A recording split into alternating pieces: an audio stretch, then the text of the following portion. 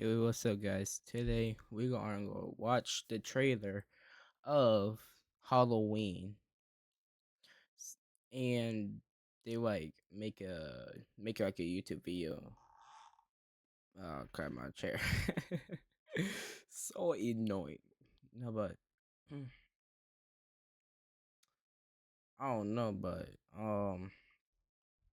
let's let's get it started. Dang,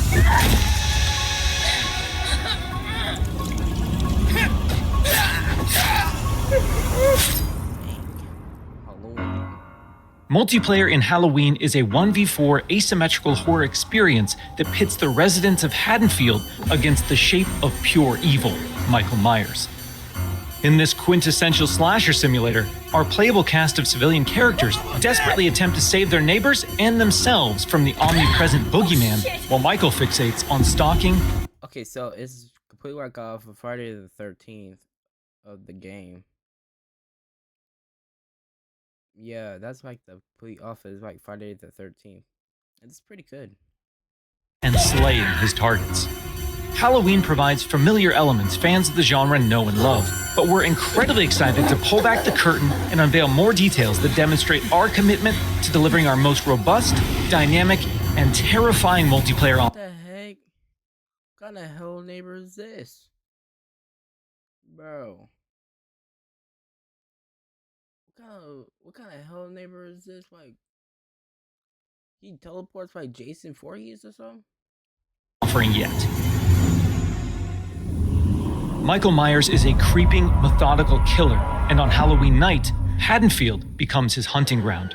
The boogeyman's primary desire is to eliminate every living resident in this quiet town, but he also begins each match with a list of special targets that supply greater rewards if killed before time expires. These unfortunate residents are positioned across various sites in the map, and Michael players are empowered to use their nightmare suite of abilities to locate, terrorize, and ultimately execute their victims and anyone bold enough to interfere with their bloodthirsty ambitions. Killer Sense allows players to step behind the mask and stalk the residents of Haddonfield. When using this skill and entering the first-person perspective, Michael becomes aggressively aware of his surroundings and the proximity of potential prey. By focusing on targets with murderous intent, Michael builds varying levels of stalk, which aid him in identifying and tracking targets and open increasingly satisfying options for executions. An effective killer always keeps their victims unaware of their presence until those final fatal moments. While historically Michael Myers isn't known for his speed, fundamental abilities like shape jump amplify the shape's mobility with hauntingly unpredictable results. In shape jump, Michael slips into the shadows to move around environments unseen. Not only does this increase Michael's base movement speed, but it also provides access to other powerful traversal options, including Shape Dash, which sends Michael lunging forward with violent momentum. Shape Jump is confidently one of the most powerful tools at Michael's disposal and supplies unlimited possibilities for iconic jump scare moments. Stay cool.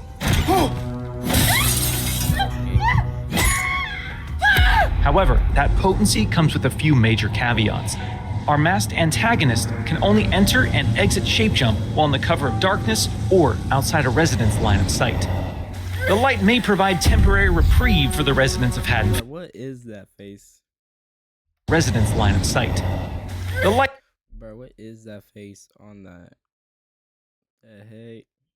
It may provide temporary reprieve for the residents of Haddonfield, but Michael can work to remove sources of illumination by shutting off lights, cutting power, and even catalyzing temporary blackouts. Oh, God! Despite the unquestionable malevolence of Michael Myers, his horrifying homecoming to Haddonfield won't be welcomed without resistance. As the body count climbs and That song used there? despite the unquestionable malevolence of Michael Myers, his horrifying homecoming to Haddonfield won't be welcomed without resistance. As the body count climbs and evidence of the boogeyman's presence becomes undeniable, local authorities, residents, and distinct playable civilians may decide to gather weapons and face off against evil itself. Thankfully, Michael knows his way around sharp objects and will have multiple options for melee combat encounters. And if especially persistent Haddonfieldites do manage to get the upper hand in an exchange, don't worry. How the hell? It's not possible. We've said it once, and we'll say it again. You can't kill the boogeyman. Yes. You can't kill the boogeyman. Wow. While Michael swiftly endeavors to turn Haddonfield into a graveyard, our heroic group of civilian characters desperately attempts to save their neighbors and escape the boogeyman's bloodthirst. As a civilian, it's up to you to find fellow Haddonfield residents, convince them of his malicious intent, and guide them safely to one of several possible randomized escapes located around the map before they meet an untimely end. This distinctive cast of playable civilian characters each comes equipped with unique stats, special traits, and signature personalities. To ensure no two matches of Halloween play out the same, our team has constructed a vast playground of possibilities in Haddonfield, offering civilians a multitude of diverse gameplay systems to aid them in achieving. Okay. Oh, I did not expect this. I did not expect that. That. Or that. So you could choose either one. So like one, you get these, like, you know, you get the weapons. Two, I don't know, you get screwed. Three, you just die complete gone. I'm talking about gone, you got like 45%. Yeah. Their objectives and surviving the night.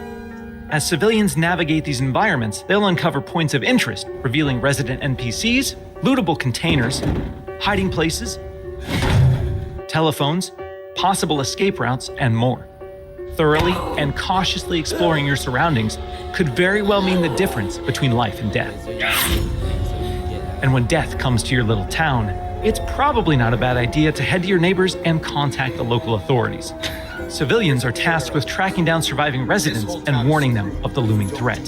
Successful conversations with residents can permit civilians to request additional calls to police, commands to find secure hiding places, or companionship as they navigate the formerly peaceful streets of Haddonfield. Should we stick together?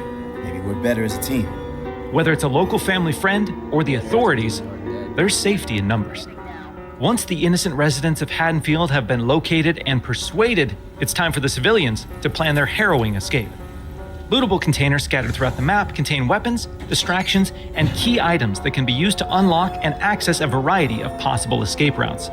The location of these items and escapes changes from match to match, so civilians greatly benefit from adjusting their strategies based on the objects uncovered.